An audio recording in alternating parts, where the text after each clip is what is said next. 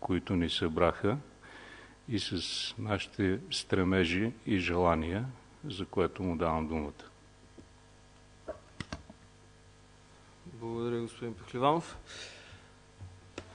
Аз ще започна по един малко по-особен начин своето изложение.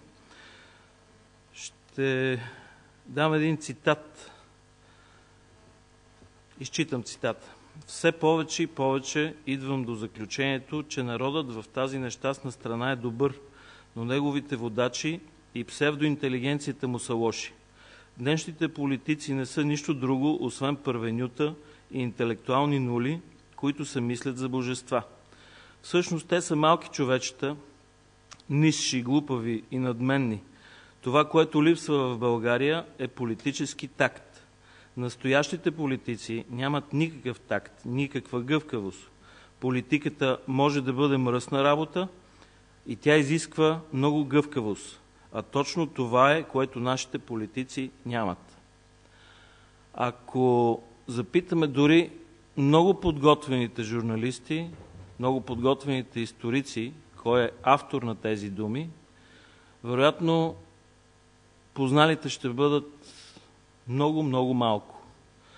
За да улесня всички присъстващи и всички, които гледат тази пресконференция, ще кажа, че тези думи са произнесени от цар Борис III през 1924 година и очевидно тази мисъл е непреходна.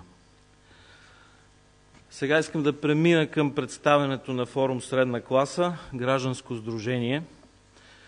Уважаеми дами и господа, имам изключителната привилегия да представя на вашето внимание сформираното през април 2012 година, преди близо една година, Сдружение на граждани, носещо наименованието Форум Средна класа. Изпълнихме цялата сложна процедура по вписване в различни регистри и през август 2012 година получихме пълна легитимност и доста впечатляващ набор от документи. Уставът ни е публикуван на нашия сайт, който е в развитие. Непрекъснато допълваме и усъвършенстваме нашия сайт. Той се казва srednaklasa.com. Документите ни са достъпни за проверка в публичните регистри и не е тук мястото да губим време с административни подробности. Важно е да посочим кратко нашите цели и методите, които ще използваме за постигането им. Нашата основна, дългосрочна, повтарям, дългосрочна цел е отхвърляне на разединението и противопоставянето между представителите на средната класа, което ще превърне средната класа в стабилизиращ фактор за държавност и икономическо развитие. Нашите близки цели са да убедим младите, търсещите, инициативните, предприемчивите, интелигентните, трудолюбивите, будните, родолюбивите, смелите, почтенните и, особено важно, специалистите, че България по право е тяхна и те трябва да си я вземат. Ще трябва да ги убедим, че отказът от политическа работа е форма на отказ от суверенитет. Тук обаче, в втората част от нашия дневен ред, ще има една изключително съществена забележка, която ще внесе господин Стефан Стойков. Това е част от мотото на нашата пресконференция. Ще говорим за контрадемокрацията като форма на подкрепа на демокрацията. Контра в този случай не значи анти. Контра означава тази форма, която ще усъвършенства нашата демокрация. Как ще убедим упоменатите по-горе млади търсещи, специалисти и така нататък? Ние сме започнали в експозето, което съм подготвил за журналистите, които се интересуват. Това е написано, че ще започнем дискусия относно същността и смисъла на деленето в нашето общество. Въпросите са: кои са левите, кои са десните, кои са червени, кои са сини и защо? Какво печелят едните и какво печелят другите? Има ли изобщо печеливши и кои са те? Кой е големият губещ? Ние представляваме в момента, на тази маса, ние представляваме големия губещ, средната класа, която е смазана. Очакваме дискусиите, които ще провеждаме в цялата страна, да предизвикат обществен интерес, да въвлекат в политиката в подходяща форма пасивните досега представители на средната класа. Пак казвам, в нашето мото на днешната пресконференция, така сме формулирали представянето си, че ние сме мълчаливото мнозинство. Това, за което спомена и служебният премиер на тази държава. Тази част от нас, която седи тук, изобщо не е мълчалива. Ние участваме във всички протести. Не сме спирали нито за момент да се опитваме да бъдем чути, но за сега гласът ни е в пустиня. Както е казал Ганди, първо ни пренебрегнаха, после започват вероятно да ни се подиграват, накрая ще победим. Образованите, експертите, интелигентните от средната класа са тези, които могат да пресекат претенциозното дърдорене и политическото празнословие. Това са хората, които могат да дадат посоката към ефективна, действително национално отговорна политика за икономически и духовен просперитет. Вярваме, че в основата на този процес трябва да застане обединената средна класа на България, освободена от безсъдържателни политически пристрастия и противопоставяния, без чиято енергия и предприемчивост няма бъдеще. Всички говорят, че средната класа е стълба на европейската икономика. Този стълб в България е легнал на земята. Ритън, мачкан, вероятно счупен, но той съществува. Ние вярваме, че ангажирането в управлението на страната, на цялата тази полегнала днес и мълчалива средна класа, може да поведе страната по пъти на възстановяване на разрушената икономика. Съзнателно разрушената икономика, подчертавам, тази икономика не беше разрушена просто ей така. Към възстановяване на държавността, към установяване на истински демократични взаимоотношения в обществено-политическия живот, към възвръщане на уважението на другите страни към България. Днес всички чувате как се отнасят към България и Румъния в Европа. Когато стане дума българските граждани да имат равни права с гражданите на Франция, на Белгия, на Англия, българските граждани са считани едва ли не за напаст. Това нещо трябва да бъде прекратено. България може да стане и ще стане привлекателно място за живот на почтените български граждани, особено на младите, дори на тези напуснали или готвещи се да напуснат родината. Родината, която се отнася към тях като мащех. Това е мястото, България е мястото, на което родените по света с българско самосъзнание, дори да нямат гражданство, могат да се върнат и да намерят този дом, който им е необходим, да живеят спокойно и смислено. Това са целите. За осъществяване на целите ще разчитаме на експоненциално разрастваща се мрежа от желаящи да вложат в това дело вяра, ентусиазъм, разбира се, опит, знания, умения и най-вече почтеност. В тази мрежа сме създали възможност, тъй като нашия сайт е интерактивен, да бъдат откроени естествените лидери. Тези естествени лидери могат да поведат след себе си достатъчен брой хора, за да може средната класа да бъде съживена и да стане този стълб, за който говорих преди малко. В тази мрежа, която създаваме, взаимното подпомагане, взаимното обучаване е изпитано средство за изпълнение на целите. Тук в тази зала присъстват хора, които имат сърцето и емоцията да поведат зад себе си достатъчен брой разумни и мислещи съмишленици, които от тази мрежа да създадат скелета за изправянето на средната класа. Всъщност, това, което казваме днес, е, че ще направим опит за обединение. Независимо от цвета, политическата ориентация, етноса, физическото състояние, опитът за обединение все още е навременен. Той е добре адресиран, защото съм сигурен, а и колегите ми са сигурни, че никой вече не вярва на политическите елити. Политическите елити излъгаха своите съпартийци.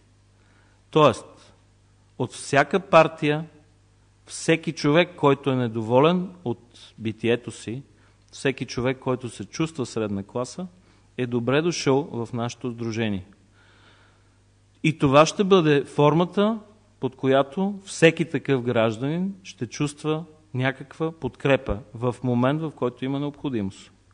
Нашето сдружение ще има възможността да осигури елементарна защита на гражданските, на служебните и на административните права на всеки гражданин, който се чувства съмишленик, на всеки наш член.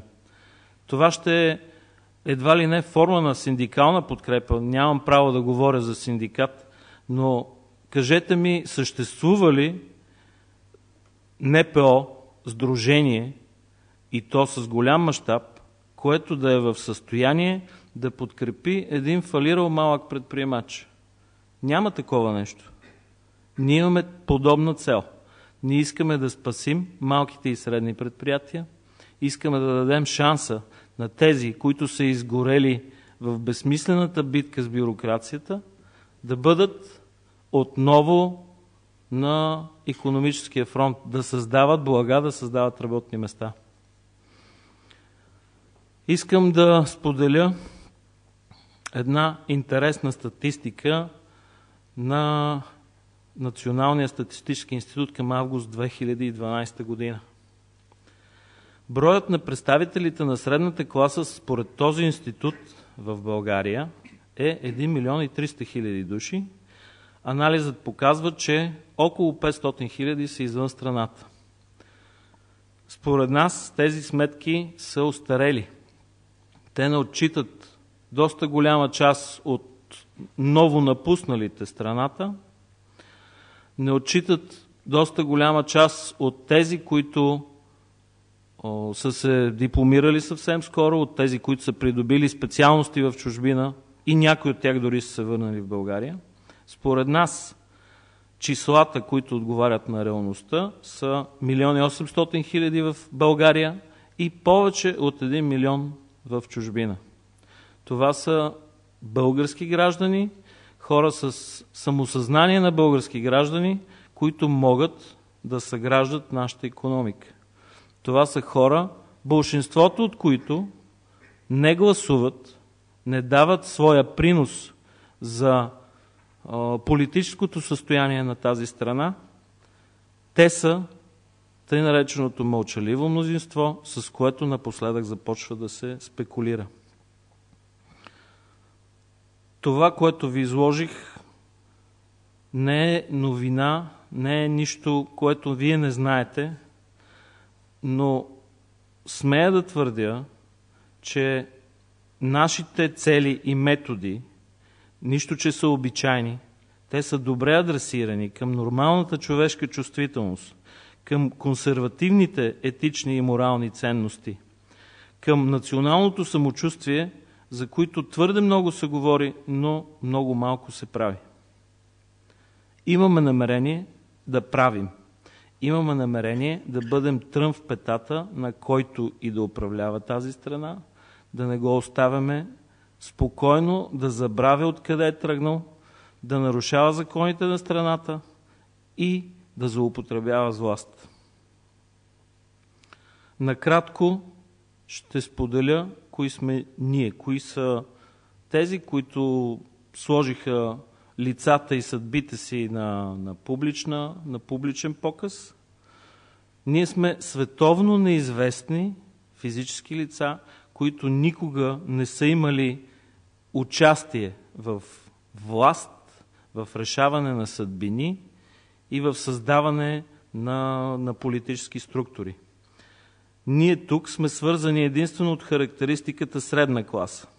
Ще си позволя да изброя част от учредителите и самишлениците.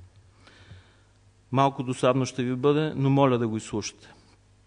радиоинженер, учител, юрист, ресторантьор, млад предприемач, консултант, бизнес администратор, треньор, счетоводител, техник, строителен инженер, инициатори на форума, съмишленици.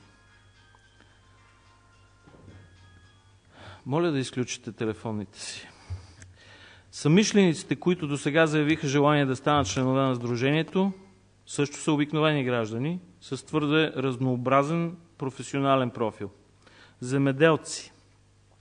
Имаме винопроизводител, овощар, зайчар, овцевъд, лекари, музиканти, журналисти, рекламни специалисти.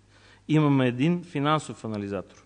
Имаме няколко държавни служители, главен експерт в министерство, софтуерен инженер, полицай, няколко вида търговци, собственици на малки фирми, транспортна, спедиторска, рекламна, служители в частни фирми, на различни управленски позиции, общински служители и, разбира се, пенсионери. Защо си позволих досадното изреждане? Всички изброени сме свързани с понятието на средна класа.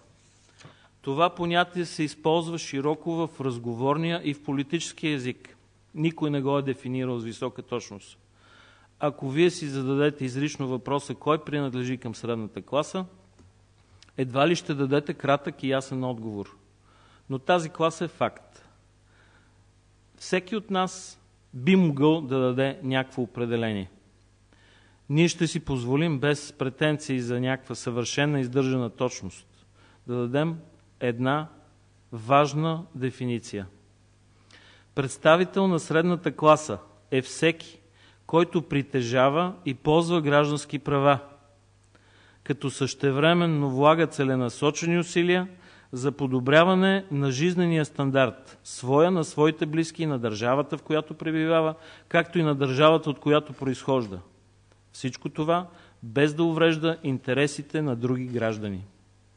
Представителят на средната класа има способности, изброявам кои са важните способности: интелект, образование и опит. И това е изключително важен момент. Когато се създадат условия във всеки един момент да повиши качеството на стандарта си, ако условията, в които живее политическа, административна, правова и фискална среда, не го възпрепятстват. Финалът на тази дефиниция е особено важна. Когато политическата, административната, правовата и фискалната среда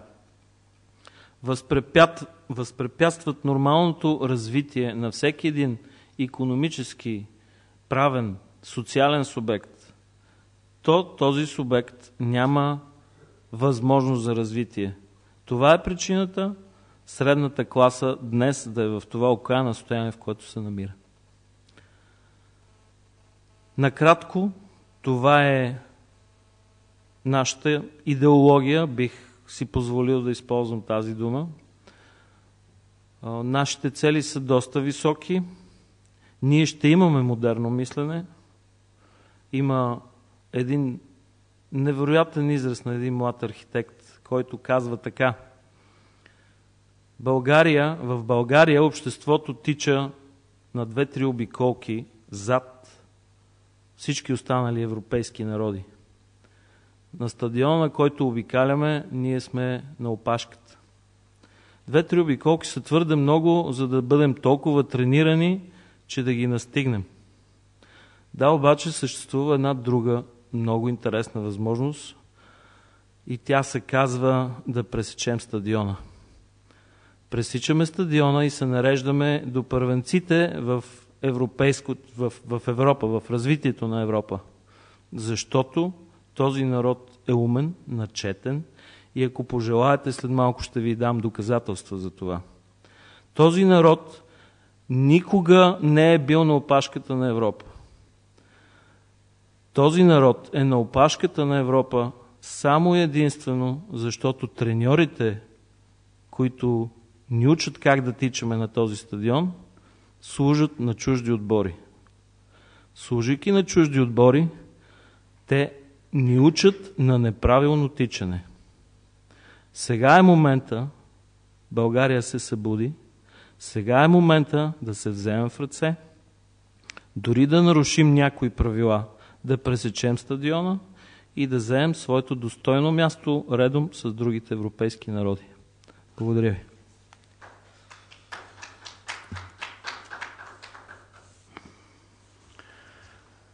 Дами и господа, преди да дам думата на господин Стойков, за да сподели някои мисли относно контрадемокрацията и контрола върху изпълнителната власт, искам да кажа само с две думи нещо към това, което току-що господин Въжаров каза, за това, че ние сме световно неизвестни личности, които не са имали възможност да решават съдбини. Значи става въпрос за това, че ние никога не сме участвали във властта и не сме решавали съдбините на държавата. Но не сме хора, които са изпаднали така от нищото и гледайки като известния герой на Михалаки Георгиев, Чичо Денчо, гледайки как диригента размахва палката, си казват, че то било лесно, защо и ние да не поуправляваме малко. Значи, болшинството от нас, имам предвид не само учредителите на това сдружение, а и негови членове, са управлявали хора, по-големи или по-малки групи, и са носили и продължават да носят отговорност за техните съдби, за тяхното развитие и за техните семейства косвено. Така че това исках да подчертая и сега давам думата на господин Стойков.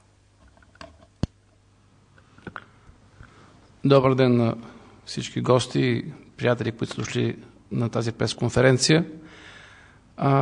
Аз като гражданин участвам от доста време в формации, които се занимават с гражданското общество и се опитвам да разбера защо в моята родина не се случва това, което се случва в съседни държави, които вървят по същия път или са заявили същия път на развитие в своите идеи и програми.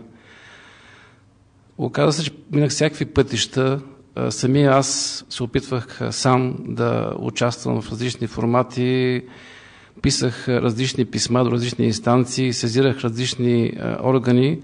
Оказва се, че, както казах и преди малко се случва, всички български граждани се пренебрегват от тези институции. Никой не обръща никакво внимание на гражданина, който има въпрос или питане или искане към тези институции. За съжаление, няма гражданско общество, въпреки че има доста пари, които се похарчиха за такива структури, които са неправителствени организации. И в хода на моите търсения се оказа, че намерих една интересна философия, която се нарича контрадемокрация. Контрадемокрация означава не антидемокрация, а нов вид демокрация, която се усъвършенства. Не само в България, но и в Европа се чувства една криза по отношение на политическите партии, по отношение на новите личности, които трябва да се появят и да преобърнат това, което се случва в държавите по отношение на корупцията, по отношение на недоверието на гражданите, по начина, по който те са управлявани в своите държави. Вие знаете, че дори в една Словения, която е доста по-добре от нас икономически, също има протести на граждани и то също в сериозни и така сериозни протести, които там се появяват по отношение на управлението на техните политици. Така че очевидно, че след 2 века управление по един модел, който е чрез политически партии, идва време, в което трябва да се направи нов обществен договор между тези хора, които съжат политици, и нас, гражданите, които не участваме всеки ден в управлението и нямаме възможност и достъп до вземане на решения. По тази причина започна да се занимавам с изследване на въпроса как ни управляват нашите политици. Ще ви дам само 2 примера. Първият пример е по отношение на честността на изборите. Когато бях млад човек, преди 23 години, имаше едни избори, които се каза, че са фалшифицирани. Тук внося един вестник от тогава, студентски вестник, в който се казва, и то е така, имаше една комисия в Народното събрание, която трябваше да установи дали бяха фалшифицирани изборите за Велико Народно събрание. Тази комисия така не се произнесе по отношение на този факт. Никой не пожела да каже истината. И от тогава до сега ние живеем в една лъжа. Тази лъжа е в следното. Имаме писмо от МВР, колко лични карти са издадени към крайния срок на подаване за смяна на документи за самоличност 2001 година. Българските граждани, които са извадили лични карти, са 5 милиона и половина. А списъка на избирателите за изборите за референдума, който беше за атомната енергетика, са 6 милиона и 900 хиляди български граждани. И тази лъжа ни се обяснява от нашите политици и никой не взема отношение да я реши. Ние решихме да вземем отношение, да искаме да решиме като граждани. Ще ви раздам после тези документи да ги видите. Втория въпрос, който ме вълнува и в момента ще го кажа, е по отношение на това как се въвежда нашата държава в странни управленчески решения. Става въпрос за атентата в Сарафово. Когато госпожа Неаполитано дойде през октомври в България, мен ми стана интересно защо тази госпожа е дошла в България и какво иска от нас. Оказа се, че тогава подписах едно споразумение между госпожа Неаполитано и господин Цветан Цветанов. Това споразумение, по реда на достъп до информация, аз го получих и го прочетох какво пише в него. След това, това споразумение, може би никой не го е прочел, тъй като то го няма публикувано никъде. Единствено в Държавен вестник през февруари се публикува закона, който ратифицира това споразумение. После ще ви го раздам на вас. Тогава си спомняте, че на 5 февруари имаше съвет за национална сигурност при президента Плевнелиев и тогава президента заяви, че главният прокурор е разрешил да бъдат изнесени факти по отношение на това разследване. Направих си труда и поисках от трите институции, президентство, правителство и главен прокурор, достъп до информация какво е това разрешение. Оказва се, че такова разрешение няма. Сега аз ще направя следното нещо. Понеже искаме да бъдем европейци, ние ще направим писмо от всички журналисти в България и да поискаме, ако това е лъжа и той е излъгал нашия президент, българския народ, както в Германия президента беше отзован не заради това, че жена му беше взела кредит, който е малко с по-ниска лихва от нормално установената, а че излъга, че това се е случило, той си подаде оставката. Ето това е за мен като гражданин едно мерило за едно общество, в което гражданите имат право да искат, да питат и да получават това, което следва да се случи в нашето общество. Затова аз съм готов да представя документи, които имам, и това ще покаже дали нашата идея за нов вид демокрация, в която ние гражданите да можем да участваме в управлението, дали може да се случва по този начин. Това е, което мога да кажа като моите идеи за развитие на новия тип демокрация, в която ще имаме от една страна граждани, които са активни граждани, питащи, интересуващи се, участващи в различни било в изпълнителната власт, било в друга власт отношения, и ще се търси активно тяхното участие в процеса на създаване на това, което и тук се каза, на една нова възможност за средната класа да стъпи на здрава основа и да може да устоява своите позиции.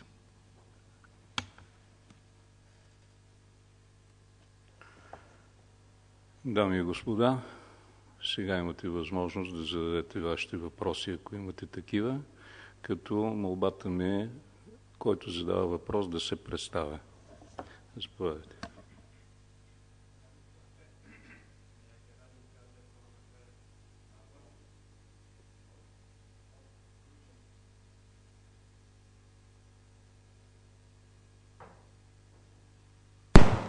Радио К2, Пламен Велев. Първо да уточня, вие нямате намерение да се явявате на парламентарните избори? Определено не. Ние не сме политическа партия, а гражданско сдружение. Така, въпросът ми в такъв случай е, вие казвате, че с ефективното участие на цялата интелигентна средна класа при гласуване на парламентарните избори за партия, подкрепена от форум средна класа, могат да бъдат постигнати над 1 700 000 гласа, което да гарантира самостоятелно управление. Виждате ли такава партия в България? Благодаря. Пак ще кажа, това, за което говорим, не е в краткосрочна перспектива. Значи, първо, както и много хора в България, в момента и ние сме убедени, че тези предсрочни избори няма да решат проблемите на страната и е много вероятно в скоро време да има други такива. Но нашата перспектива е дългосрочна. Ние трябва да положим всички усилия, за да се опитаме да обединим представителите на средната класа, които от много години, дори няма да се огранича само с този 23 годишен преход, са разделени и бих употребил тая дума насъсквани едни срещу други под формата на цветови различия и всякакви други неща от този сорт.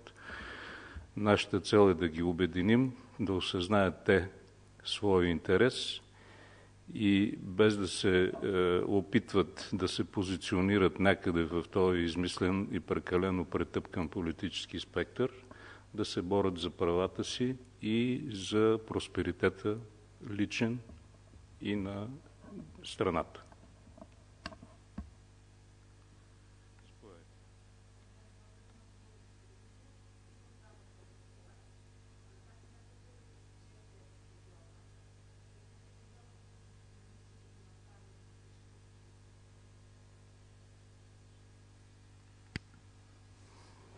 Чудесен въпрос, много се надявах да го чуя.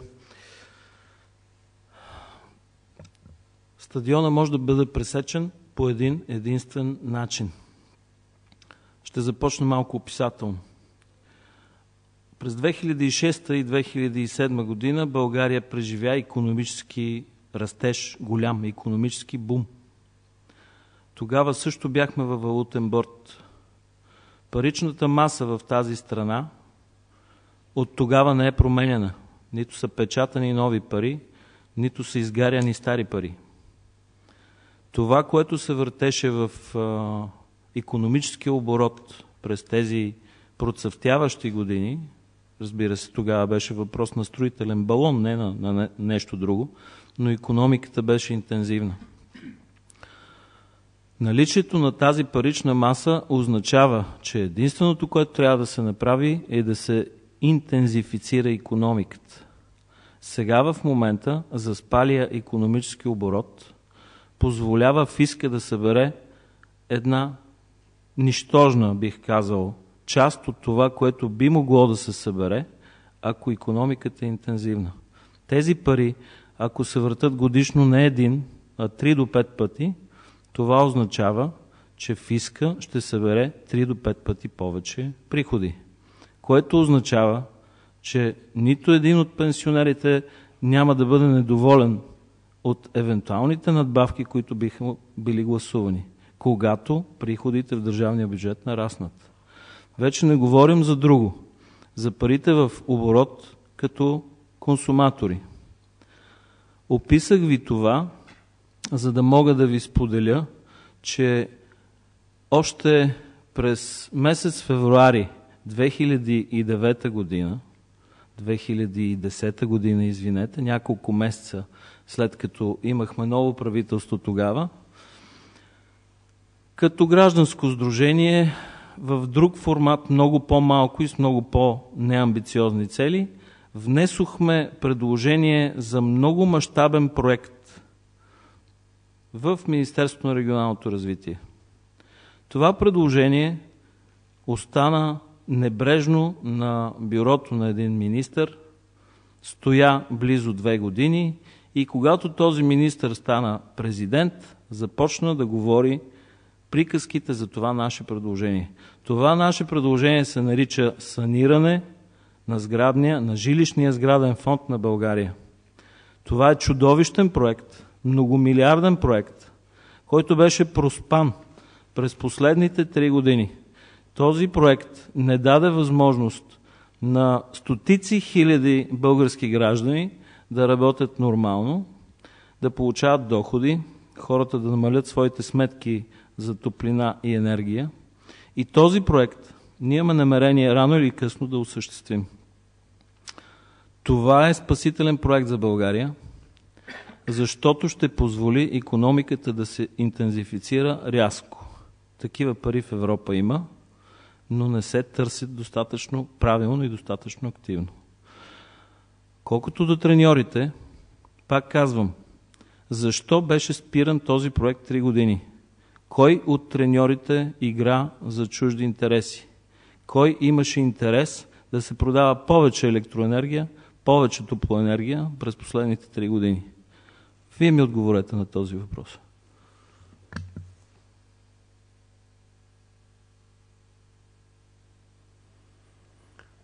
Други въпроси има ли?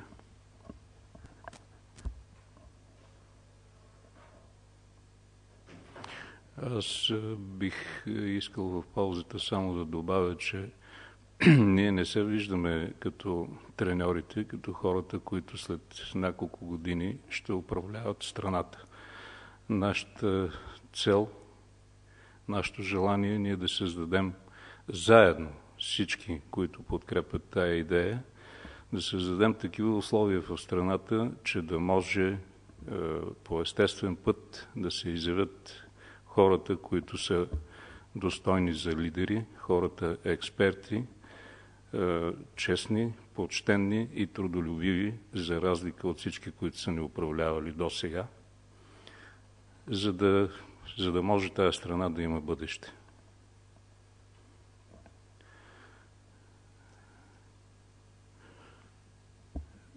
Няколко... Да, заповядайте.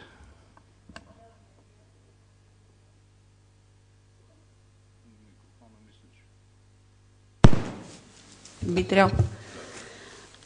Споменахте проекта саниране.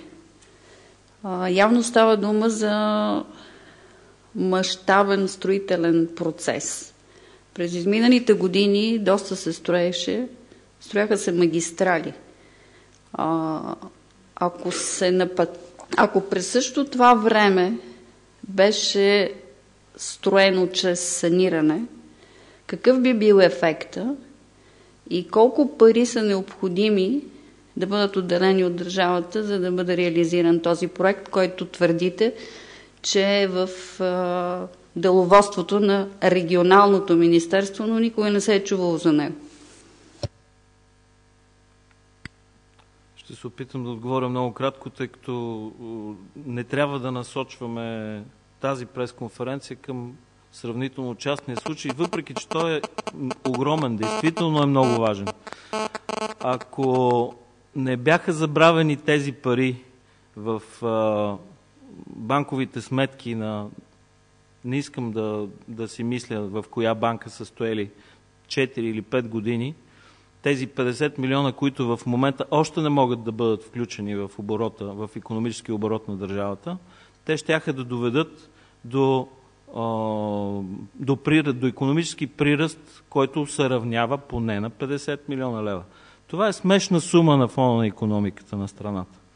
Но ако бяха включени всички възможности за ползване на фонд Козлодуй, на държавните фондове за жилища и така нататък, да не ги изброявам, ако бяха включени според нашите изчисления, не по-малко от 2 милиарда лева щяха да се въртат в икономиката. 2 милиарда лева са похарчени за 2/3 от магистралите на страната. Те всъщност донесоха един комфорт за пътуване, но не донесоха тези приходи, които биха донесли спестяванията на енергия на гражданите. В в по-удобен момент или може би в друга пресконференция можем да изнесем удивителни числа, които към момента не се споделят, дори се крият, защото на никой нямаше да му дойде на ум да строи нови атомни електроцентрали, тъй като само с спестяването на енергията след саниране, ние щяхме да спестим подобен енергиен еквивалент като целият проект Белене. Това е отговора ми за сега. Очаквайте, че ще има и изрична пресконференция на тази тема.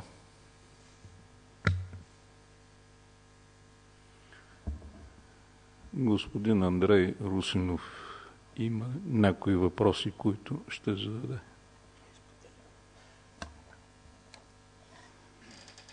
Здравейте всички, казвам се Андрей Русинов. Да се представя, така горе-долу да имате представа какъв е житейския ми път. Аз започнах от атомната електроцентрала АЕЦ Козлодуй. На 23 години станах старши инженер-оператор и ръководих 3 и 4 блок 4 години. След това завърших икономика. Това е второто ми висше образование. Върнах се в България. Започнах частен бизнес и от 1991 година не съм бил нито държавен служител, нито подчинен на някой. Работил съм сам и съм си изкарал прехраната със собствения си труд. Последното нещо, което правихме с един екип телевизионен, 3 години, беше предаването внимание високо напрежение. Предаване, което вървеше добре до момента, в който стана леко неудобно. Защото започна да показва някои неща, които не всички искаха да видят. Следствие на което го прекратихме по финансови съображения. Така, във връзка с това, за което сме се събрали тук, искам само да допълня господин Въжаров за нашите цели. В Европа се смята, че средна класа са хора, които имат заплата годишно между 35 и 70 хиляди долара. Нашата цел е поне на половината да го стигнем това за България. В течение на тия мисли направихме едно писмо, което за разлика от другите го кръстихме затворено писмо до президента. Писмо, което със сигурност няма да стигне до него, защото той едва ли ще има време в кавалкадата от нови издружения да ни обърне внимание. Но ние ще му го прочетем. Ако ми разрешите, ще го направя сега. Затворено писмо до президента на Република България. Уважаеми господин Плевнелиев, понеже никой не остана, ще трябва да се обърна към вас с проблемите, които вълнуват мен и моите колеги по съдба. И така, от какво сме недоволни? Вече над 23 години политици от целия светови спектър вземат неразумни решения, без да се допитват до експерти или пък напротив, купуват такива, които да оправдаят лаишките им решения, продиктувани от личните им интереси, в резултат на което доведоха страната ни до най-ниските икономически показатели в Европа. Задушиха средния и малък бизнес в България. Доведоха икономиката ни до разруха, а българският гражданин е раздвоен дали да оцелява в родината си или да търси нормално препитание, слугувайки на други народи. Потъпкаха инициативата и надеждата на обикновения предприемчив производител за себереализация и по-добър жизнен стандарт. Писани от некомпетентните и продажни псевдополитици, чието единствено достоинство е послушанието към вожда, а единствената цел – личното благополучие. Политици, които не се свинят от нищо, стремят си за забогатяване, никога не са правили и най-малко усилие в полза на общественото благо, които сами не са способни на нещо свясно, които ни водят от провал към провал и очакват народът да им плаща сметките, които искат да им служим и да се примиряваме с грешките им, които искат нашия глас в урната, но не искат да го чуят, когато говорим, които считат, че те са родени да управляват, а ние да изпълняваме техните безумия, че ние сме длъжни да създаваме блага, а те помазаните да ги консумират. Кои сме ние? Аз, инженерът от камъните правя домове за хората. Аз, земеделецът, който от пръста и слънцето правя храна на хората. Аз, учителят, който от познанието и мъдростта на предците правя хора. Аз, лекарят, който чрез наученото въплъщавам живот. Аз, компютърният специалист, който пренаписвам живота на езика на машините. Аз, пилотът, който управлявайки машините, ускорявам темпото на битието. Аз музикантът, който създавам емоциите чрез темпото. Аз художникът, който полагам емоции върху платното. Аз текстилецът, който създавам платна за всичко. Аз историкът, който знам всичко за миналото. Философът, който през миналото гледам в бъдещето. Аз метеорологът, който познавам времето всеки ден. Аз часовникарът, който регулирам и отмервам времето. Аз химикът, който променям металите. Аз юристът, който съм цар на тълкуванията. Аз винарът, който произвеждам напитки за царете. Аз лозарят, който давам грозни за напитките. Какво искаме? Само едно единствено нещо. По-добър и достоен живот, който сами да изградим в родината си. Господин президент, затворете писмото и отворете сърцето си, ако е останало нещо от него. Благодаря ви.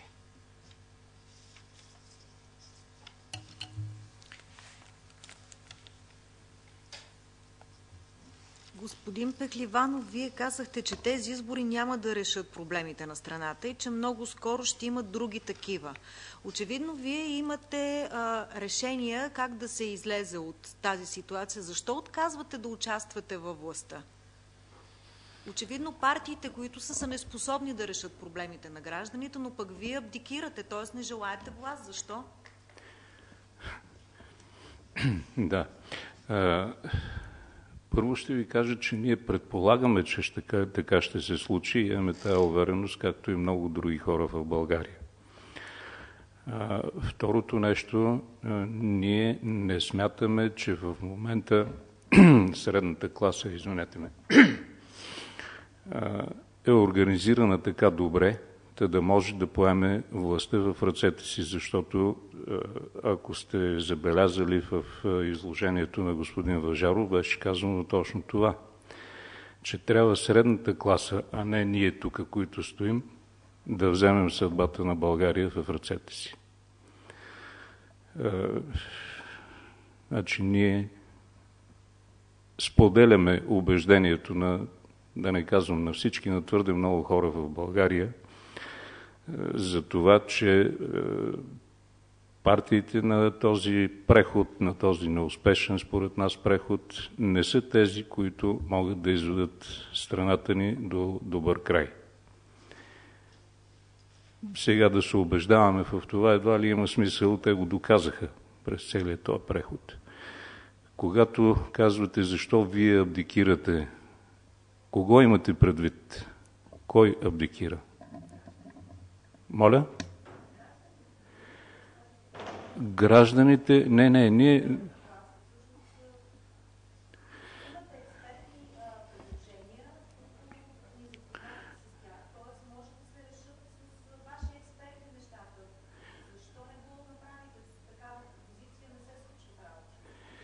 При предишното си включване аз обясних, че нашата цел е да създадем условията за това да се изявят честните, почтените експерти, които не са обвързани с някои от провалилите се вече партии, които не служат на чужди интереси, защото, предполагам, не е тайна за никого, че многобройните институти и центрове от всякакъв вид, чието представители непрекъснато не облъчват от телевизионния екран с своите мъдри мисли, те са на чужда хранилка и то най-вече на един определен човек, чието име е печално известно. Няма да го споменавам тук, не е български гражданин. А гражданите не абдикират, гражданите се организират и понеже те не са се занимавали до сега с такава работа, им трябва известно време да се организират, както става и с тези лица, познати на всички нас от протестите и към които се предявяват какви ли не изисквания, че не им били изяснени исканията към властта, че не разбирали това, че не разбирали онова. Как така на никой не му хрумна да каже, че онази банда от 240 души събрана в парламента, от които едва ли 40 души проявяват някаква активност, друг е въпросът в каква насока, всичките останалите си мълчат кротко, въртят си далаверите или си получават заплатите и тях никой не ги пита, защо те не знаят това или онова.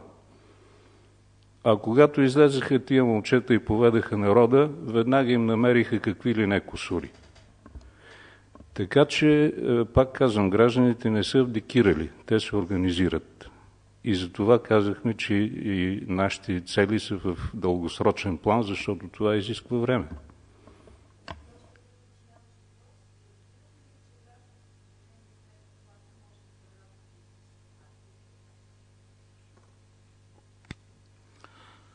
Първо ще допълня малко, господин Пехливанов, към вашия първи въпрос. Изобщо не става дума за абдикиране.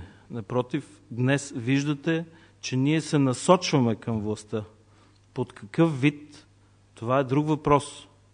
Ние не сме политическа формация, но ще искаме да променим всички политически формации. Искаме да променим политическото мислене, защото то така е устроено в момента, че създава възможности на определени клики да разделят средната класа, която, пак повтарям, е чудовищно голяма.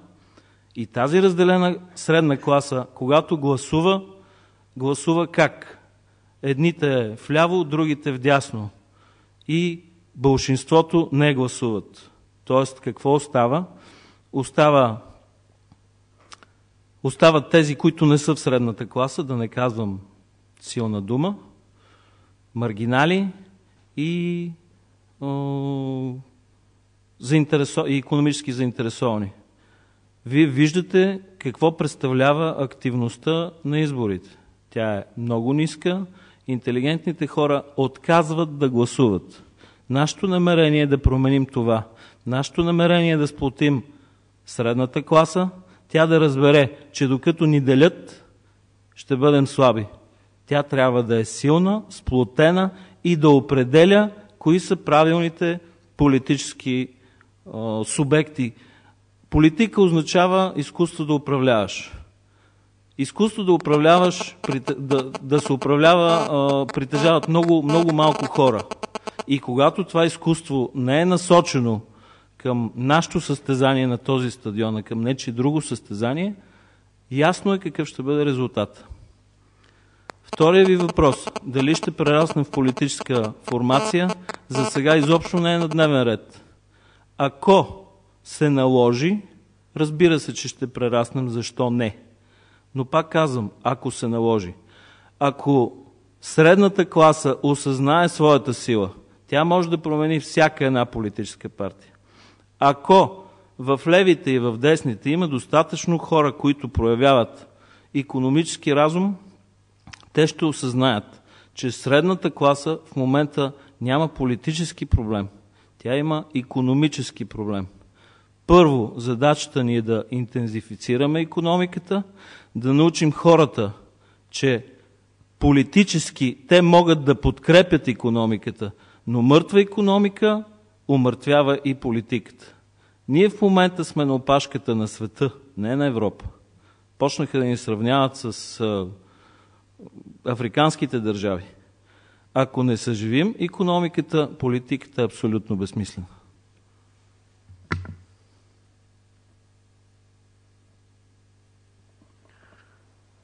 Други въпроси? Тъй като ще си позволя да задам един важен въпрос, за да демонстрираме, че ще бъдем трън в петата на всеки, който управлява. Моля всички, които са представители на медиите, да го популяризират. Този въпрос е важен. Той изглежда много мъничък, но характеризира отношението на управляващите към правилата в тази държава. Преди време ние попитахме защо липсват средства в държавния бюджет за провеждане на референдума. Имаше време тези средства да бъдат гласувани в държавния бюджет. Никой не ни чу, но ние сме внесли нашето питане и в Сметната палата, и в президентството, и навсякъде, където е необходимо. Евентуално скоро ще сезираме прокуратурата по този въпрос. Но моят въпрос сега е друг. И той е много важен. Има един гражданин, на който му е необходимо да бъде охраняван. Това е чудесно, ние сме съгласни, че гражданинът Борисов трябва да бъде охраняван, защото функцията му е била такава, че